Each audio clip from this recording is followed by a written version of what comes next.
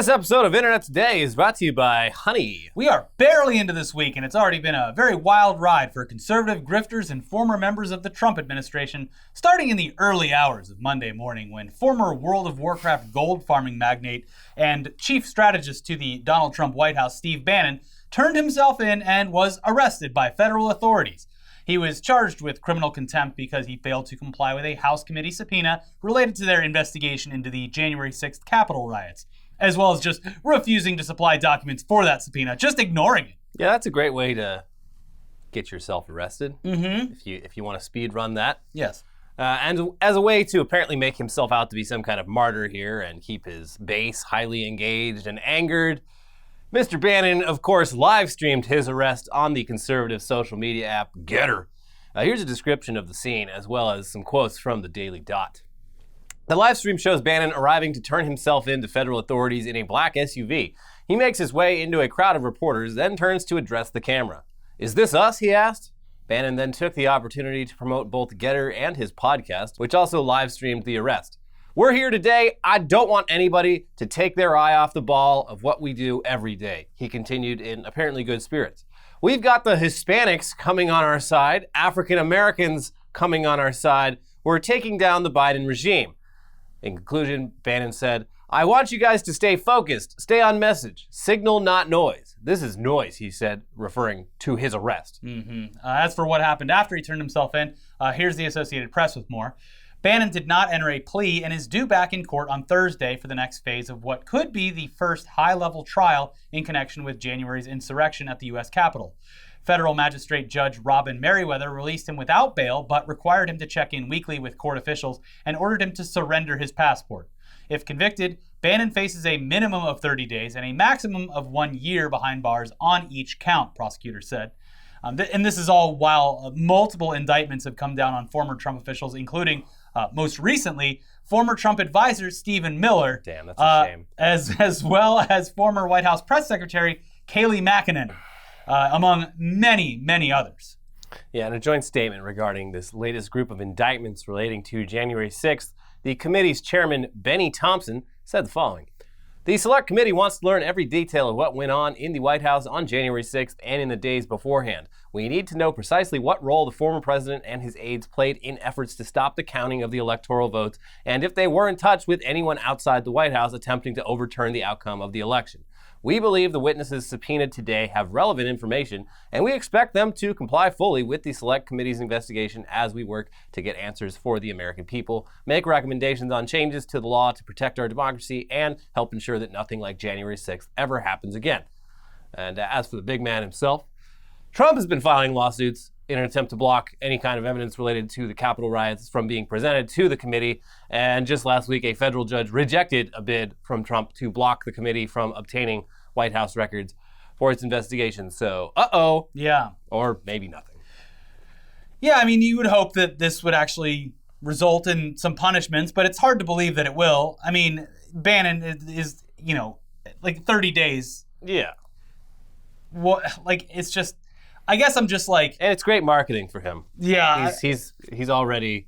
I'm just so worn down by the idea of people getting away with horrendous shit and it not really having an effect on their lives at all. Yeah. I'm going to set my sights low and hope for the best, I guess, with this one. Yeah.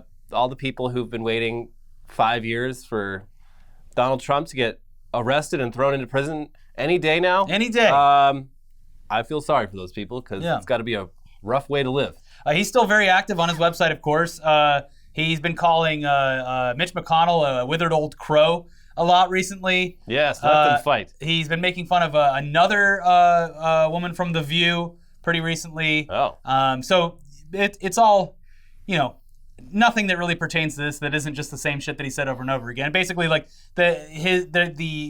his perceived attack on him versus the Capitol riot thing that he maybe inspired is basically just like, well, what are they doing about the Black Lives Matter people? It's just the same old song and dance over and over again, so it's not really worth mentioning. But as far as actual justice is concerned, like we said, Monday was a busy day in the world of right-wing grifters, and we now have a follow-up story regarding the defamation lawsuits filed by the families of the Sandy Hook victims against InfoWars owner and host Alex Jones. He was found guilty in all of the remaining Sandy Hook cases, yes. Where he was, of course, sued for spreading fake conspiracy theories about the shooting, including claims that family members were crisis actors in what appeared to be an attempt to convince his viewers that it was a false flag operation, which would then be used to disarm the country. Jones will now be forced to pay damages to all of those families. And it actually feels kind of weird seeing the justice system work once in a while, even if he did lose these cases by default for just refusing to turn over documents. Yeah. This is like when mob bosses didn't get arrested for like the many other crimes that they did, but it was like taxes. It's like all of these GOP and conservative guys are just outright protesting to present any of the documents that any court is requesting of them, or even to show up. So Alex Jones can say for the rest of his life that this wasn't a fair trial. Yeah, exactly. Well, I didn't get to speak. It's like, well, you had every opportunity. You weren't involved in the process, despite our demands that you should be. Yeah. That's kind of how all of this is working out. And at least in this case, it ended up in favor of the families. But here's the New York Times with more on this judgment. A state court in Connecticut granted a sweeping victory to the families of 8 people killed in a 2012 mass shooting at Sandy Hook Elementary School in Newtown, Connecticut, who had sued the far-right broadcaster and conspiracy theorist Alex Jones and his InfoWars media outlet for defamation. The judge ruled on Monday that because Mr. Jones had refused to turn over documents ordered by the courts, including financial records, he was liable by default.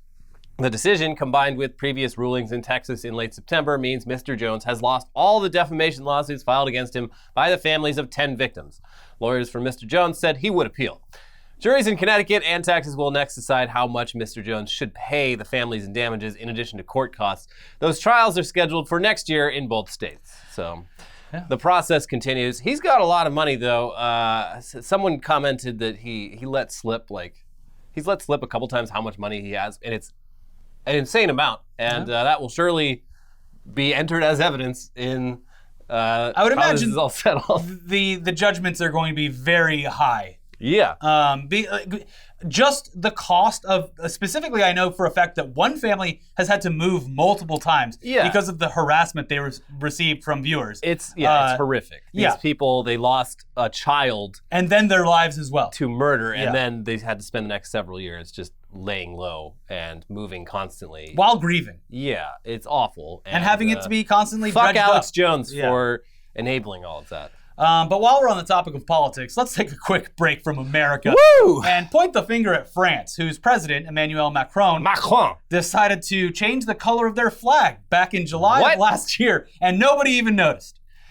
Seriously, the French flag was changed well over a year ago, and no one said a damn thing about it. What? To be fair, he only changed one of the colors, and it was to just a darker shade of blue. But it's still a change that no one noticed. Here's Insider with more on the decision. France changed the color blue used in the country's flag, and the detail went unnoticed for more than a year, according to multiple reports. According to French news site CNews, the color change is a return to a darker navy shade that was used before 1976, when then President, Elliot, help me here, Valéry Giscard d'Estaing decided to make the colors lighter to better match the European Union's flag. The new shade is also a hat tip to the French Revolution and a very political attempt to reconnect with the past, French site Europe 1 reported. There's been no administrative communication regarding the color change, and no instructions have been given to replace any official flags, the Europe 1 report said. Last year, the new flag was raised above the presidential palace, but there was no celebration or any acknowledgement, the BBC reported. Despite the decades-long switch to a lighter flag, the country's navy and other official buildings have always used the darker shade, the BBC reported. There's got to be like at least a few people on the streets of Paris who are like, I swear to God, it's a different color. Why does everyone think I'm crazy? Why is everyone gaslighting me? They changed it. They changed it. That's not the same blue. I'm glad it's back, but it's still driving me nuts.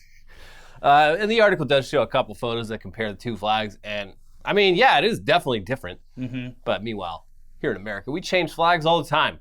We've got the more traditional flag. Boring. Then there's also a whole bunch of others that almost anyone who is actually patriotic would probably find offensive because they're black and white with a stripe of a certain color, usually blue, across them, representing different government or authoritarian forces. You've got the thin blue line for cops, the red line for firefighters, the yellow line for dispatchers, orange for search and rescue, the purple line for security, green for federal agents and military, and so on and so forth. Then you got all those, but with Mickey Mouse variations. Yes, for of the course. people who are part of those groups and also adult Disney fans. Yeah. Well, we should just take all of those and combine them into one flag so that everyone's happy. Hey, there you go. It's got all the colors. Wow, you know what? I actually like that. That's our new flag. I love my big gay flag. Yep. I love my big gay flag. Now there's a flag you can hug. Yeah. All right, we do have other news to get to, but first, let's take a quick second to thank today's sponsor, Honey. We all shop online. We've all seen that promo code field taunting us at checkout. But thanks to Honey, manually searching for coupon codes is a thing of the past. Honey is the free shopping tool that scours the internet for promo codes and applies the best one that it finds to your cart. Honey supports over 30,000 stores online, ranging from sites that have tech and gaming products to popular fashion brands and even food delivery. Here's how it works. Imagine you're shopping on one of your favorite sites, and then when you check out, the Honey button drops down, and all you have to do is click Apply Coupons. You wait a few seconds as Honey searches for coupons it can find for that site, and if they find a working coupon, you watch the prices drop. So, I ordered a very expensive computer, and Honey saved me several $100s off of it. Yeah. It was pretty remarkable. So, especially if you're looking for a computer right now, you're going to save a lot. If you're making a big purchase, Honey will save you a lot of money. But Honey's found its over 17 million members, over $2 billion in savings. If you don't already have Honey, you could be straight up missing out on free savings. It's literally free and installs in a few seconds, and by getting it, you'll be doing yourself a solid and supporting the show. We would never recommend something that we don't use, so get Honey free at joinhoney.com/itdaily. That is joinhoney.com/itdaily. All right, now back into the news with a story that's unsettling, to say the least. Russia shot a missile into space and blew up a satellite, which caused a large debris field that has now threatened the International Space Station and everyone on board. And to be fair, the satellite that they blew up was their own. Yeah. So they're not shooting our satellites out of the sky yet. But the subsequent danger that they've put space agencies and citizens from multiple countries in is, we would assume, pretty unforgivable. This is like starting a bonfire in your backyard. Why? Why is everybody mad at me? It's like catching everything else on fire. Embers flying everywhere. Yeah, it's like having a gender reveal party in a national park. Yeah.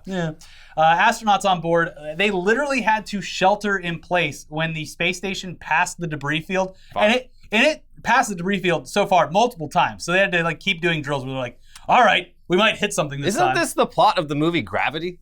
Yeah, it might be. It's been a while since I've seen it. Yeah, it's the ISS astronauts, the space station gets hit by a bunch of fucking debris and they have to abandon. That's the thing is even the smallest amount of debris can do catastrophic harm to something because both of them are flying. There's no friction in space. And thousands of miles per hour. So, and by the way, that's the ISS. There's also the SpaceX crew that just got up there recently. They had to shelter inside the Dragon capsule that's currently docked on the space station. So probably something they shouldn't have to worry about all the time, but now they do. Here's more from this bizarre space drama from The Verge. This morning, Russia destroyed one of its own satellites with a ground-based missile, creating thousands of pieces of debris that have spread out into Earth orbit, according to the U.S. State Department. The U.S. has identified more than 1,500 trackable pieces of debris from the event and many thousands of smaller ones that cannot be traced, Ned Price, a spokesperson for the State Department, said during a briefing. The news comes amid reports from Russia's space agency Roscosmos that the astronauts living on board the International Space Station had to shelter in place this morning due to a cloud of space debris that seemed to be passing by the station every 90 minutes. Jesus. The time it takes for the ISS to orbit the Earth. Quote, this test will significantly increase the risk to astronauts and cosmonauts on the International Space Station, as well as to other human spaceflight activities, Price told reporters. Russia's dangerous and irresponsible behavior jeopardizes the long-term sustainability of our space and clearly demonstrates that Russia's claims of opposing the weaponization of space are disingenuous and hypocritical. Okay, well, I mean, we're trying to weaponize space too. So I don't know, that last part, that's just some State Department bullshit. But. Exactly, but the fact that they have 1,500 trackable pieces. Yeah, that's a lot of trash. Yeah, and that's big enough to be tracked by radar or whatever. I mean, you send them a big net. Yeah. It's a space net. Catch all that trash. But it has to be small enough, like a bolt going through the wrong part of the space station. Throw up a big magnet to we need catch a space all the magnet. Big space magnet. Yeah. Helmed by Violent J. There's your solution. I have no idea how this works, but we're going to do it. It's crazy. Yeah, he's the real space cowboy. That's why he's quitting music. Exactly. I was called up by the Space Force. Their reporting continues with a quote from NASA Administrator Bill Nelson, who said the following in a statement to the outlet. I'm outraged by this irresponsible and destabilizing action.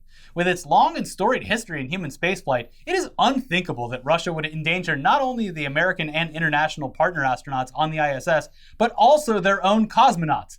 There are 7 people currently living on the ISS, 2 of which are Russian cosmonauts. Private space tracking company Leo Labs confirmed on Twitter that it had observed multiple objects that are now in the location of an old Russian satellite called Cosmos 1408, which has now been confirmed to be the target of the ASAT test. ASAT tests are often considered political moves that showcase a nation's capability of taking out satellites.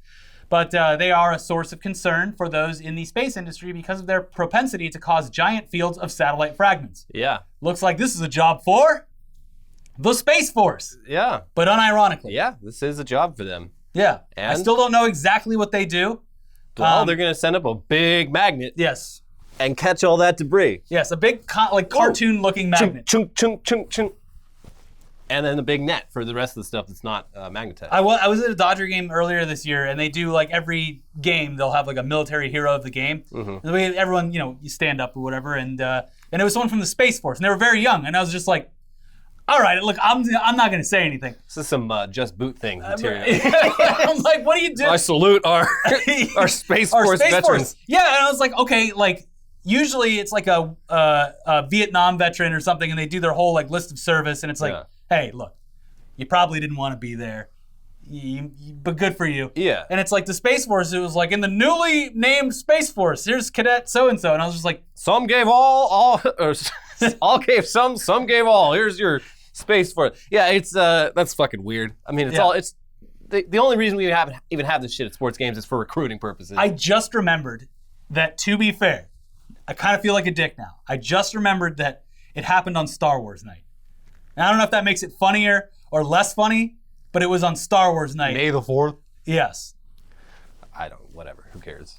It's just funny. Yes. Their uniforms are cool. They are cool. It looks like Star Trek. Yeah. Anyway, back here on Earth, we've got plenty of average citizens causing plenty of chaos without the need of Russian bombs. Or space. And things are probably only going to get worse as we face literally the biggest travel weekend since the beginning of the pandemic.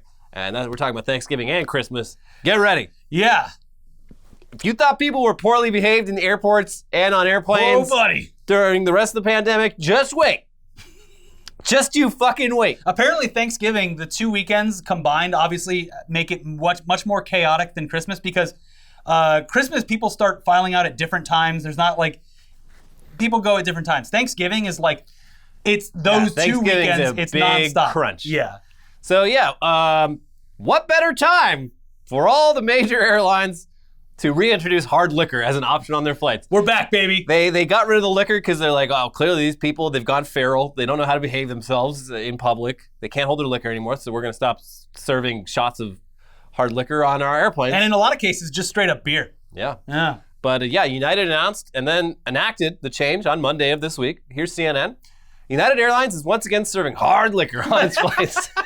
Party liquor. Serving hard liquor on its flights. A service it stopped early in the pandemic. Starting Monday, United is selling mini booze bottles in economy class on domestic flights of more than 300 miles in response to the feedback we've received from both customers and flight attendants. What flight attendant? Bring back the booze. What flight attendant is going to want that? Yeah, I don't know. They're tired of getting yelled at. Yes. For not having This is United being like, we're losing thousands of dollars every flight from people that were buying booze. Spending $10 on a micro bottle. It is sort of like the popcorn machine at the movie theater. Yeah. It's the flight itself is a loss leader. Mm-hmm. They make money on the concessions. But that was according to a statement from the airline, which continues. The ability to offer a complete food and beverage menu is something that we know is important to our customers, United said. Now, that complete food menu is like, it's like a fucking bologna sandwich. Beef or chicken. And that's on like an international flight, maybe. A domestic flight is like, do you want a ham sandwich? And it's $17. Here's and you get a bag of chips. Here's a $20 Lunchable. Yes. You fucking pig. Exactly. Or you want a cheese board that is literally just like a bag of cheese and then a glass of wine. Mm-hmm. So, hey, it's back, though. Yeah. What could go wrong? With people already stressed about traveling during a traditionally chaotic few days, on top of anti-mask weirdos doing their frequent TED Talks during flights, and others getting straight up violent with workers in an industry that, like many others, is facing a labor shortage. Adding liquor back on the menu is definitely an idea that couldn't possibly go wrong or potentially fuel an onslaught of unruly passengers. Buckle in, everyone. It is going to be a wild 2 weeks. But at least there will be no shortage of content for social media platforms. I can almost guarantee that we are going to see a lot of in-flight videos in the next 2 weeks. Yeah. But these days, however, people, they're not even waiting to get on the plane before they start causing chaos by flexing their freedom muscles. Case in point, this story from the Minneapolis airport told by their local CBS affiliate. Telling agents he did not have to stop because it's a free country, a 44-year-old Minneapolis man is charged with threatening TSA workers at Minneapolis-St. Paul International Airport. The charges state that he also swung a stanchion line post before throwing it at agents, taking his clothes off, and masturbating. The Hennepin County Attorney's Office has filed a complaint against Frank Towers. Great name. Investigators, I'm going to show you my tower. Investigators say the incident happened at the Skyway checkpoint early last Friday morning. Towers allegedly told one TSA employee that he was going to kill them. Officers gave him commands to stop and move away from the checkpoint, which he did not abide. The charges state that's when Towers was tasered. He then swung his arms above his head in an attempt to hit an officer. Backup officers took Towers into custody while he continued to fight with them. Surveillance video footage shows Towers punching and headbutting TV screens at the airport, taking his clothes off, and masturbating. This happened about an hour before the incident at the checkpoint. What? Wait. Yeah, I don't know. Hold on. We've got some unaccounted for time in this timeline. What did he do for an hour before no one stopped him before? Did he masturbate to completion and then just put his clothes back on and then go to the gate? Like what? Or the check? I'm very confused. Yeah, and it's like, well, okay. We don't want to cause any drama right now. We'll just wait until he gets to the TSA checkpoint, and then surely he'll have calmed down by then. Yeah. Like there's some missing details here that are probably very interesting. Sir, are you the man that an hour ago was butt naked, jerking off and headbutting TVs like 50 feet over that way? No. Imagine like coming up to the line and you're like, geez, we're in line with the guy that was just jerking off. Yeah. Can someone please help? And where did he put the cum? In his pants, probably. Probably just pulled his pants back up. Damn. Yeah. Anyway, Towers has been charged with fourth-degree assault against a peace officer as well as making threats of violence with reckless disregard for risk, both felonies.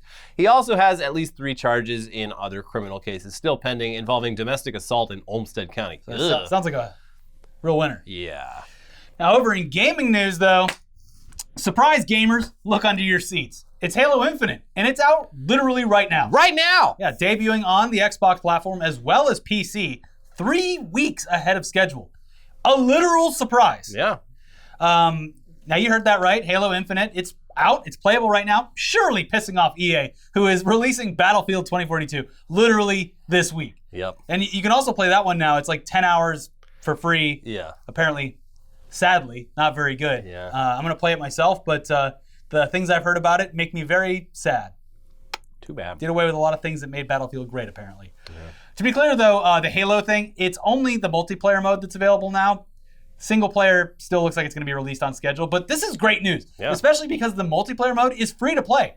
You can just go get it. It's even on Steam. And it crashed Steam for a little bit because everyone's like, holy shit, I can play Halo Infinite right now.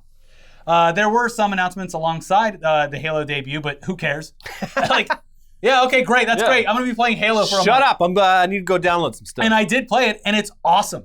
It looks great. I was playing on PC. The frame rate, amazing. Game looks great. Doesn't look like shit like in the trailer last year. Yeah. It took me a little while to get back used to it, but started kicking ass in it. It was great. So they finally found the right balance between cartoony and smooth and textured and gritty. Yeah, it looks cool. Because that was their big problem is... I mean, there's some goofy shit with it. Like, there's a battle pass, which we'll talk about. And, like, you can get, like, poses and stuff. So it's like, it's Halo, but it's more of, like, a bro-y shooter thing.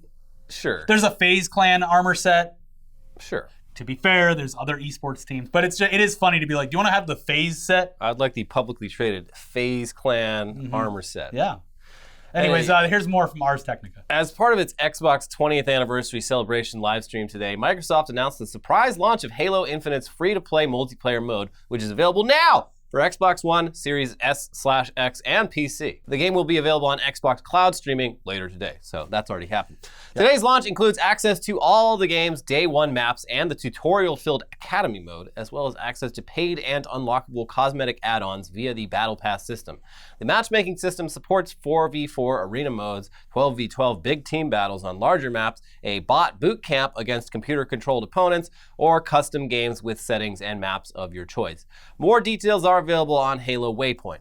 Elsewhere in the stream, Microsoft announced that 70 additional titles from the original Xbox and Xbox 360 are now available for backward-compatible play on more recent Xbox consoles. This includes more than 20 original Xbox titles and all the games from the Max Payne and Fear franchises, to just name a few. All of these titles will be enhanced with Auto HDR on compatible hardware, while 11 will also boost FPS boost. So, damn. Yeah. That Game Pass is a hell of a deal. It is. Like, I don't want to sound like a company shill. Like, I really have no, like, you know, whatever for Microsoft. But, like, the Game Pass has proven time and time again that it is consistently a great deal. Yeah. Like, there's something new at least once a month to play. Like, I was playing Dead by Daylight last month. Forza Horizon 5 is out now. I've been playing Back 4 Blood, which has been great. Halo. There's so many games on it that it's cool because it's like, there's a lot of games that I've been like sort of interested in.